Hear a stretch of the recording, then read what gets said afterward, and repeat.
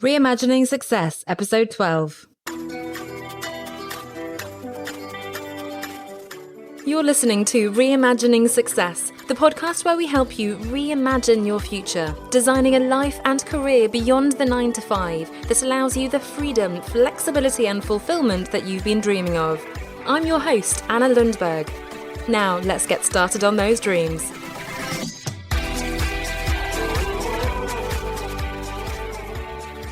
Hello there, everybody, and welcome back to the Reimagining Success podcast. So we've been talking about personal branding for the last few weeks. We looked at why it's important when you're running your business, how you can go about crafting your story, and importantly, how to get comfortable with selling. So, of course, now you're ready to start building your personal brand, right? We've been going on about this for weeks and we're ready to go. Well, before you go mad with creating videos and blog posts and other content, and don't worry, we will be touching on this. In fact, we'll be delving deep into content creation. But before you do that, it's worth taking the time to audit your current online presence and assess your brand as it stands today. So audit sounds all very serious, but it's really just looking at what is appearing at the moment for you. And is that really the story you want to tell? So it's quite a practical session today. So if you do want to grab a pen and paper, you can pause me for now. I won't be offended. You can go off and get a notepad and pen.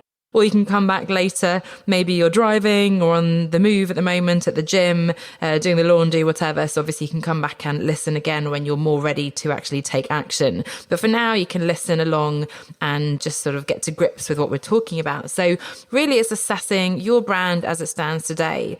And I should say, by the way, I'm looking at online here. Because we're really, and I'm coming from the perspective of a location independent business. A lot of us are traveling at home with family, whatever it might be. So it's really around the online brand, and we're talking online marketing, online business. However, do also consider the real life brand that you have. So this means, and especially if you're an employee, of course, you're going to the office every day, you have a reputation, you have particular authority in your field, people see you in a certain way. And we talked about this in the episode where we introduced the topic of personal branding. So do go back a few episodes and have a look at those, or have a listen rather to those. But of course, you have a personal brand with your physical presence as well. So perhaps, unfortunately, that is linked a little bit to your presence, to your body language, to the way you dress. I remember once years ago, I had a lovely lady who shall remain nameless tell me that I seemed very young to be promoted, and I was hoping to get promoted to brand manager at the time at Procter & Gamble. And so I took that to heart and I started dressing more old, or at least more professionally, perhaps. I started thinking about that, how I was projecting myself. So, think about the clothes and hair and so on. You may be very averse to that. I think it's not going overboard. I came from a beauty luxury industry where, it was mostly women and gay men, to be perfectly honest, gay and European men, very well dressed, slim Italian men with tight shirts and so on. I certainly didn't really fit into that, although I did enjoy for a time wearing some pretty dresses and so on, and makeup, and I had gel nails and all those things. But, completely up to you how much you play to that. In a creative agency kind of field, people are much more unique, and actually having the suit and the perfect makeup and all that kind of stuff isn't as important. When I worked at Burberry, I felt very out of place. I realized on the first day my mistake. I think I was wearing a red top for some reason. Do not wear red in a luxury company. You should be wearing black, always black. But I played my own game and I was an external consultant. Anyway, not to go off on too much of a tangent, but I just wanted to make the point that your real life brand, and much more than clothing and so on, it's, your facial expressions, it's your behavior, it's your tone of voice, it's how you engage with people. That's what's important. So do think about your real life personal brand as well. But today we are going to be focusing on online, and that's really sort of our main concern over the next few weeks, as well as we look at content creation and distribution as well. So first of all, let's start with Google. This is what we all love to do, Googling ourselves. I have to admit, I haven't done it in a while. Unfortunately, my name is very common in Sweden. There is at least an Ann Lundberg, which is very similar, who I think is a presenter. There's an academic.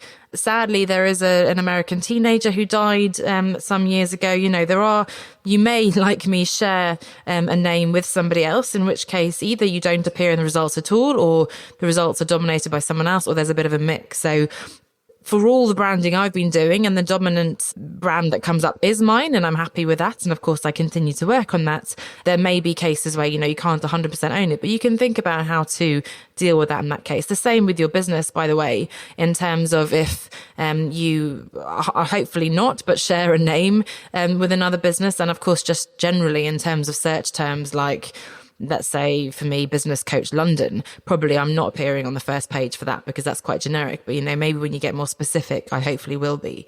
So this is officially an excuse to Google yourself if you haven't done it already. Because, this is really the first thing people are going to do when they're trying to find you, either by name, by business, by function. And so you want to know exactly what they're going to find when they do that. So questions you can ask yourself, and you can make a note of these, as I said, and come back later. But first of all, of course, do you appear at all in the first few search results? Not just the first page, but the first few results. Because again, thinking of your own behaviour, it's very rare. It's only when I'm really researching an article or something that I'll click past the first page, and most people won't go far past the first few results. In particular on mobile now, you're seeing much fewer results on the smaller screen as well. So you really want to appear in the first few results. Otherwise, people will give up. Or they'll be confused because they'll find someone else. So, are there other people or businesses that share your name and dominate the results? Are you appearing? Then if you are appearing, what comes up first? So it's likely to be, certainly if you haven't been in business very long, it's likely to be some external websites. For example, your personal Facebook profile, your LinkedIn page, maybe your website if you've been around for longer. And that's important to consider. And we'll dig into those in a moment, but have a look at what are the channels that are actually appearing. And by the way, do you want your personal Facebook profile to be the first link that comes up for you? And then don't just look at the text links, look at images, and why not videos as well? Are there any pictures of you? And if so, are they pictures that you want your professional contacts to see? So, if the image that's coming up there, maybe from being pulled from Facebook or even from LinkedIn, is not the professional story, however authentic and real that story is, if it's not the story you want to tell about yourself and your business, or perhaps just as likely, there's no trace of you at all on Google, then you do have some work to do. And over the next few weeks, we are going to look at, again, how to create content, how to build that. It's not about the technical search engine optimization necessarily and so on, but really how to begin to build and grow your personal brand. But this is the first step. Start simple. Start by Googling yourself. What is the personal brand that appears when you search? Now, the second thing is what's the story on social media. So once you've had a look at Google, you can double click, as it were, on the links, either the links that are appearing or perhaps the ones that aren't, which channels you're on. And in particular, dig deeper into your various social profiles. So let's take a look at a few of the core ones. Again, grab a notepad and write down some notes or questions if you'd like. So first of all, Facebook. Now, I know some people may be moving away from Facebook. You may have deleted your profile. You may know people who have. However, it is still a massive platform. And first of all, it's an incredible platform to build your business on. So even if you're not there personally, it's likely that you probably should be there as a business. But secondly, if you have been active there at some time in the past, then chances are that there are some echoes of those drunken party photos or complaints about your manager or whatever it is still to be found online. You declaring your support for some sports team or whatever it is. So make sure, of course, that you review your privacy settings. Consider deleting those old photos. Maybe you can even, I've made the decision to take off most of my personal content, although I'm sure there are, unfortunately, echoes of things sort of floating around still. Facebook seems to never quite permanently delete things. And if you haven't already, now is the time to set up a separate business page. If you're ever going to run ads and just in general posting about your business, Facebook is very strict. And also it's in your interest to have a specific business page. They don't want you to be doing that on your personal page. So Facebook, have a look in particular at the photos, the privacy settings, and set up a separate business page if you haven't already. LinkedIn. Now, if you're not active on LinkedIn, and I do hear from some people, I'm not really on there. Certainly I've been very active the last year or so, and I talk to people and they say, sorry, I don't check in very often. I don't really update. This is a mistake. It's an absolutely crucial platform when you're running your own business for most of you. And a lot of people leaving the corporate world may be reluctant to declare their new career direction. I certainly didn't do so right away. And with the coaching, I was initially quite hesitant. I didn't want all the companies and managers and people I was connected to think that I was promoting this sort of quit your job message. But ironically, when I did start to share and be authentic and be whole in the brand I was presenting and true to myself, I had an incredible response. And, my message is not about quitting your job necessarily. And even if it is, it's relevant to a lot of people, even if it turns some off.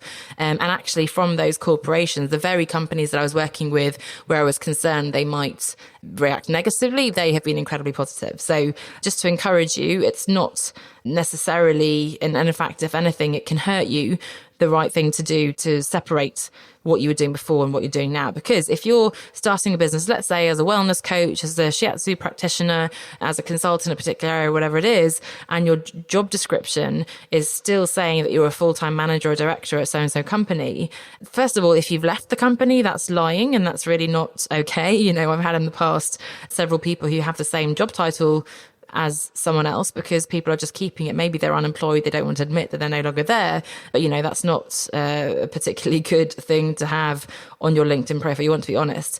Obviously, if you're building a side hustle alongside a full-time job, that's almost another conversation to have, how you balance that. But it's just for you to think about. If you do want to or need to keep your channel separate, do it intentionally and make sure then that let's say if you're a new photographer, you'll keep Instagram, Pinterest, and maybe your blog, your website for those clients. And then you'll keep LinkedIn for your professional consulting or more businessy clients. That's fine, but just be intentional about that. So again, when it comes to LinkedIn, make sure at a minimum that your profile is up to date and in line with your story. Because again, if you're going to be reaching out to people on LinkedIn specifically, if I'm reaching out to people and saying that I can help them with their personal professional goals, I can help them with work-life balance, build their brand and so on. If they were then to look at my profile and it says that I'm, a marketing consultant or not even consultant, marketing manager at P&G, they're going to wonder, hang on a second, how can she help me? Is this a serious thing that she's doing or is she just kind of playing around? And that's especially the case when you're doing something totally different. So big topic. And again, probably that sort of balancing the messages when you're just starting a business alongside another business, another job is the word I'm looking for. That's probably a whole other episode. But for now, at least at minimum, consider that your profile is up to date, that it's in line with your story, and worst case, keep it separate to the other channels that you're starting at the moment. And it's no bad thing to be focused because we can't do all channels all the time with everybody. So, choose a couple that are key and focus on those. Just one more specific one would be Instagram. And this is another platform that's absolutely key for most, or at least many types of businesses. It's very visual. If you have an Instagram profile and if it's public, because Instagram, a lot of people now, certainly the youngsters, have private profiles, but if it's public, what kind of images are you sharing there? A bit of personality and behind the scenes is fantastic and in fact is desirable to build your brand, but you still do want to make sure that it fits into the story that you're trying to tell. So do try to get the balance right between professional content and adding that personal touch. I'm experimenting at the moment. I've had much more personal, in fact, only personal for several years. I then started blending personal and professional. I now got an amazing social media manager who's creating beautiful visuals. I feel like it's almost gone too professional and I'm trying to bring that personal touch. So it is a balance. But, again, is it in line with the values, the complete story that you're trying to tell as part of your personal brand? So that's Facebook, LinkedIn, Instagram. Obviously, you'll need to repeat this process with all your channels if you're on different channels with a public social presence. And then again, make note of any changes you want to make. We will be covering properly more sophisticated strategies, more advanced strategies for creating content and so on. So this really is just a starting point to assess where you are and then how you can move forwards. Finally, then, your website. Now, when you're starting out in your new business, you're often going to get caught up in designing a professional website, spending money on custom development, time on constantly tweaking the copy, the images, and so on. It's worth saying, however, and I do say this as a digital marketer who has spent years working on website projects and who loves tweaking her website, that you can run a business these days without a website. However, having said that, your website is the one place that you do completely control online. It's your chance to really tell your story as you want it to be told. And it can really serve as a hub to which all your other channels lead. So it's really your central point where, Facebook, Instagram and so on is all leading to that. That's where you house all your content. So it is important. So just a few things to think about when it comes to your website, which again could be a whole separate topic. But take a look, first of all, at your homepage. If someone lands at your website, let's say for me, onestepoutside.com, what is the first impression someone will get when landing on that page? And by the way, if you're blinded to this or you're too deep into it, you can always ask some people who don't know you or don't know what you do to get objective feedback. So ask them, what's the key message that comes across? What can you learn from looking at this? What's the feeling you get, the emotion? What do you think I do? Who do you think I help? Is that message supported by the images that are being used? Is your personal brand actually coming to life with the imagery, the colours, the fonts even? It's not just the text. And importantly, is there a clear call to action or next step you want people to take? So should they be contacting you? Should they follow you on Facebook? Should they sign up to a newsletter and so on? Now that gets more into sort of the content strategy and funnel into selling to people, but it's worth considering while you're on the homepage. Does it represent my personal brand? And is it going to be flowing into where I want it to flow, essentially, in terms of a next step? So that's the main website, and in fact, any page on the website. Now, the second one, and this is crucial, is your About page. And the About page used to be the most boring corporate page of all on a company website. Businesses would have this corporate kind of, in fact, it was almost sort of separate to the identity. It would just be for shareholders, it would be for press and that kind of thing. However, with businesses focusing more now on their purpose, their mission, and especially with a personal business and brand like I'm running, like you're probably running, the About page becomes absolutely critical to telling your story. And of course, it's a core part of your personal brand. So absolutely relevant, if not the most relevant piece of what we're talking today and these past few weeks. So what does your About page say about you? And more importantly, how is that relevant to your audience and the services you're selling? Does it communicate your values, your skills, your strengths, your credibility, your authority? Is it the story you want to be telling? And link to that your services page, whether you call it your work with me page, services, all the pages basically that talk about how people can work with you. So again, are they really bringing to life your story, how you help people and the results they can expect to get? Do they communicate your specific skills and strengths? Are there testimonials from past clients? How else are you reassuring people that you're the right person to support them? So that's it for the website homepage, About page, and your services page, just a few core elements. So this is really, again, assessing where your brand is today. It's really just a first step. It's a baseline from which you're going to move forwards to craft your online personal brand. And I hope these pointers already have given you some indications as to how you can begin to tweak and evolve your different channels. Please don't get overwhelmed if you're either just starting out or you feel like, oh my goodness, this is not telling the story I want. It's still much better to have something out there. This is something that's going to be evolving. It's organic. It's happening over time. No stress. It's not like we can do everything in one day and that wouldn't make a difference anyway. So again, over the next few weeks here on the podcast and the blog and so on, we're taking this to the next level to really look at how you can start creating and sharing content across your different channels to truly bring to life your personal brand and get you the business results that you're after, which of course is key. But again, don't get overwhelmed. This is just a starting point. It's better to see where you are now and then you can begin to map out a plan. What is the priority? Is there a particular channel that needs most work or that's easy to do? And how can you start moving forwards? Now, in the meantime, with all this in mind, I'm really pleased actually to announce a new set of services that I'm going to be launching as part of the support that I want to provide you while you're setting up your business. And sometimes I've heard this a lot. You don't just want coaching. You want someone to do the actual work. I hear this a lot from people like, just don't coach me. Just tell me what to do. Do it for me, basically. So with that in mind, I'm launching these done for you services that are going to give you that tangible support that you need, in particular when you're first starting out, but also when you're pivoting, when you're stepping up, when you're taking your business to the next level. Maybe you've been doing everything yourself and now you're really ready to take the business seriously, get the expert support you need and bring the personal brand up to a much more professional level with credibility, authority in your target market. And the first service I'm launching is your custom About page. So it's a professional writing service where we're going to give you a confident and articulate About page that you can implement directly in your website as that really critical core piece of your personal brand. In fact, you can then use that on LinkedIn. You can use it to translate into all your social channels, and it can be a basis for bios you use when you do podcast interviews, for books, for all sorts of other things. So if you're looking to share your story with the world and establish your authority and attract your ideal clients, a well-written about page can do just that, bringing to life your unique personality, your style, while increasing your value perception among your target market. So this is not a copy-paste, one-size-fits-all template where you sort of put in your name and services. It's really a bespoke narrative that we'll create in close collaboration together. So we'll work together to draw out the key elements of your story. We'll craft that story, the narrative that weaves together your background, your skills and strengths, and communicate how you can help your audience. So you can check out my about page, by the way, which is probably due for an update, at onestepoutside.com/about, onestepoutside.com/about.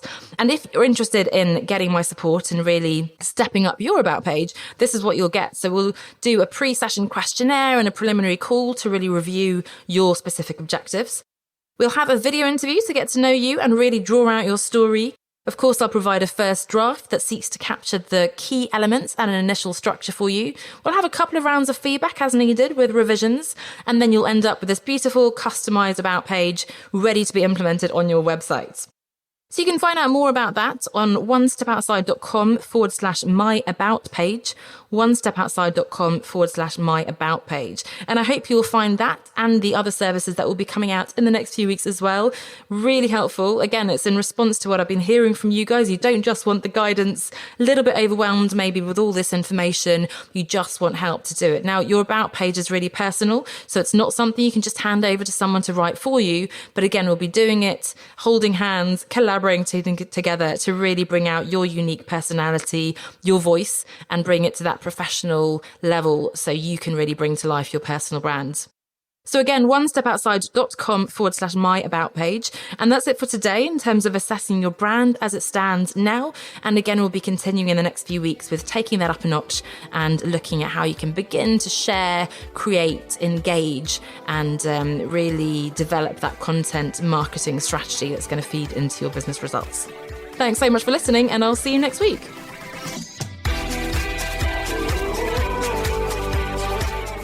Thanks for listening to Reimagining Success with Anna Lundberg. If you're getting value from the show, I would be really grateful if you could give me a rating and review so that more people can find us and start reimagining success for themselves. Thank you so much for your support.